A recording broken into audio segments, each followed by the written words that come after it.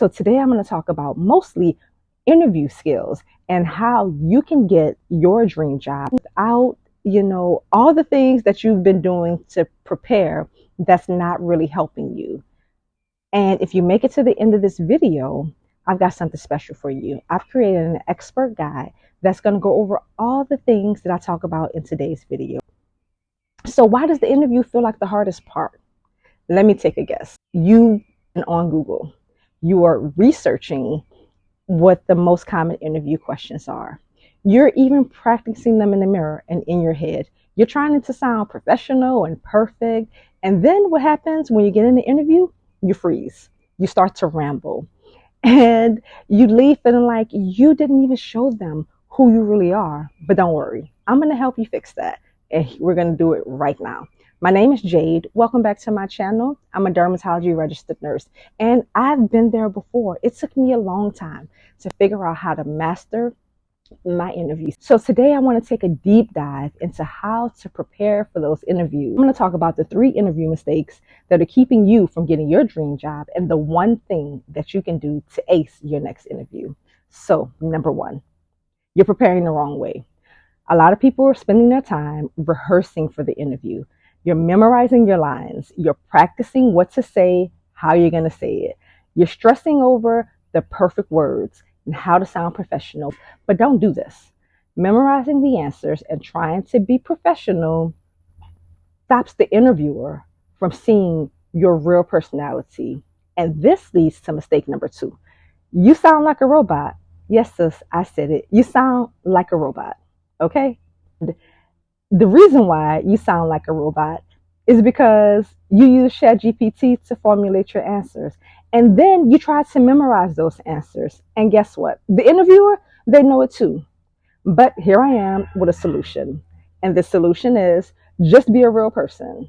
Because the person sitting on the other side of the table is also a real person.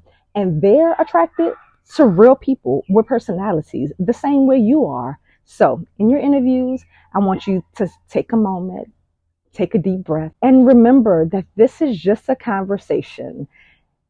If the person interviewing you can't figure out who you are based on your personality, they only have a few minutes to figure this out. If they can't figure it out, then I can guarantee you, you're not going to get hired.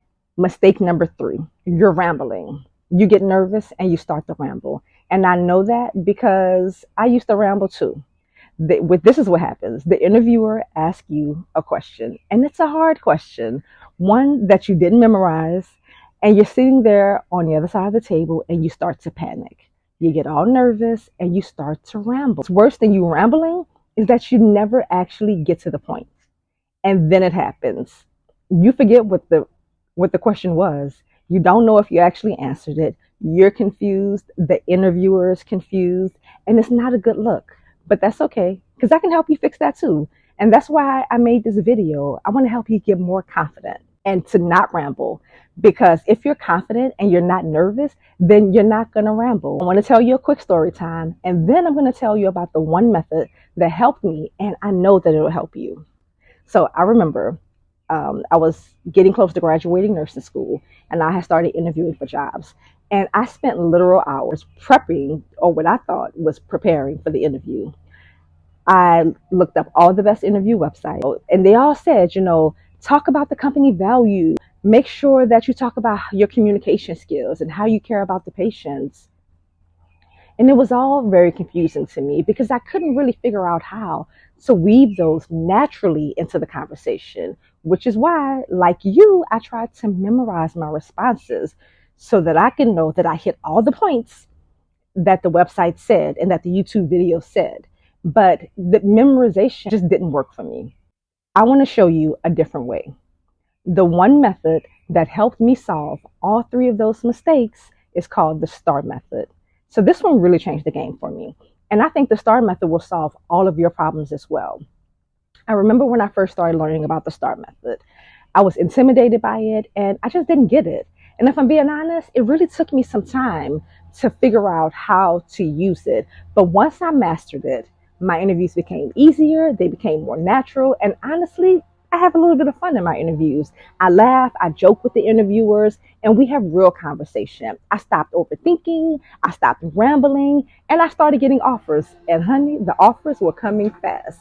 So let's talk about it. The STAR process is a simple 4 part structure that you can use to answer almost any interview question, especially the ones that start with "Tell me about a time when." So STAR stands for S. S is for situation. Here you want to set the scene. You want to talk about what was going on. You want to talk about where you were, and you want to talk about who was involved. T is for task. You want to talk about what the goal or the challenge that you were responsible for in that situation. A is for action. Here you want to talk about what you did specifically. Emphasis on the you. You want to avoid talking about your team members or what they did. You want to talk about what you did to help to get to the R, which is result. Here you want to talk about what happened because of your actions and what was the outcome. So that's it. It's really simple. The STAR method gives you a way to tell your stories clearly without rambling. It helps the interviewer to follow along, and it shows them the real you. It shows them what your thinking is, the choices that you've made, and what your impact was, how you helped the patient. That's it. So you sound more clear, you sound confident, you sound authentic. And that's what it did for me. So when I'm sitting in an interview, I haven't memorized anything. I stopped memorizing a long time ago.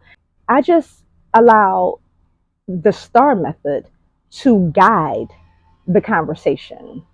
So if I were going to use the STAR method in a real interview, this is how I would use it. So here's an example. Take some notes. If the question was, "Tell me about a time you had to deal with a difficult patient," then this would be my situation. I worked in a dermatology office, and the patient was really upset after his appointment. He'd waited about 45 minutes to see the doctor, only to get about 10 minutes of time with her.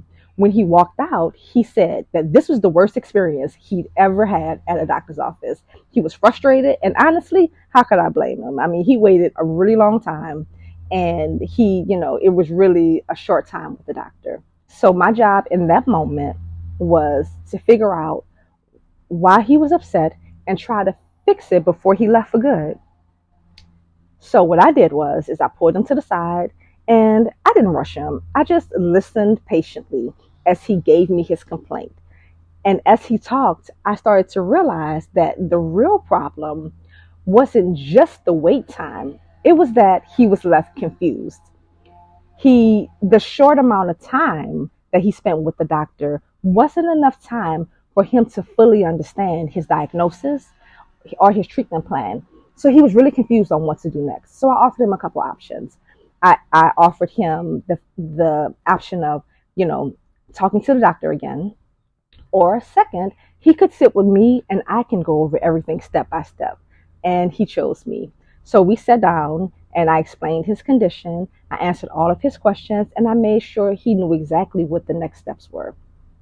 And he left calmer, more clear, and he even came back for his follow-up appointments with no problem. He thanked me before he walked out. And so I was able to turn that situation around. So that's how I would tell the story using the STAR method. And yes, this is just one story, but I want to point out to you that me telling that story showed several skills. It showed my communication skills with the patient. It shows that I have emotional intelligence. It shows that I have problem solving skills. And it shows that I have leadership skills. And that's the power of STAR. It takes your real experiences and it helps you turn those stories into proof of how you function in everyday situations and how you can take those skills and bring them to the new job that you're interviewing for.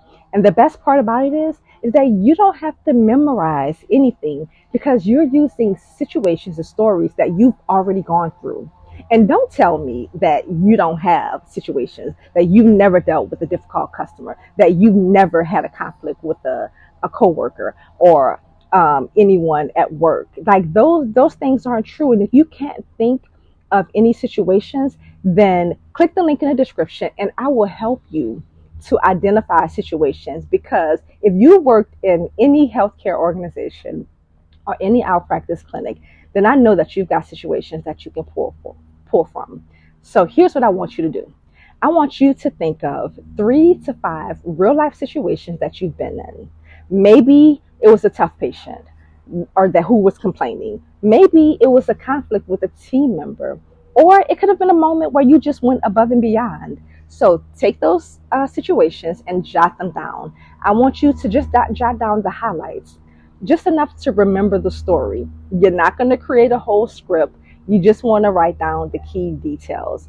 And then the next step is you're going to use the STAR method to organize those stories and those thoughts. You're going to talk about what happened. You're going to talk about what your role was in the situation. You're going to talk about the actions that you actually completed. So what did you do? And what changed as a result of your actions? The next step is you're going to actually practice out loud telling those stories. Now you need to do it out loud because you need to hear yourself. So the key is going to be not just practicing, but recording yourself. So practice and record. Then listen back and ask yourself, do I sound natural? Do I sound rehearsed? Where do I start to ramble? Where can I be clearer? And bonus points if you let a friend listen to the audio so that they can give you feedback as well. Now, if the story that you're telling feels forced or hard to remember, then don't force it. Choose another story, something different, something that comes more natural, something that you can talk about without second guessing yourself. Because the truth is that the most compelling stories are not the perfect ones. They're the ones that sound like you. They're the ones that show your personality. So you've made it to the end of the video. And so, like I said before, I have this special guide for you. It's the guide to acing your next interview. And if using this guide in compilation with this video, it's going to help you to stop rambling, start connecting, and finally feel more confident in your interviews. I put everything that we talked about in this video into this free expert guide. It'll break down and walk you through the STAR method, and it even have a worksheet that you can use to write down your own situations and to help you start to build out your answers so that you'll be ready for your next interview. And you can download it by clicking the link below. And if you want personalized help, if you're feeling like, you know what, I think I need some help. I can't do this on my own. My stories aren't good enough. How could I make them more compelling? I need feedback. Then let me know. You can sign up and we can do a one-on-one mock interview coaching session. I love to work with you. So you don't have to be perfect to get the job. You need to show up prepared. You need to be focused and you need to be yourself. If this video helped you at all, please like it, subscribe, and share it with a friend. Until next time, bye.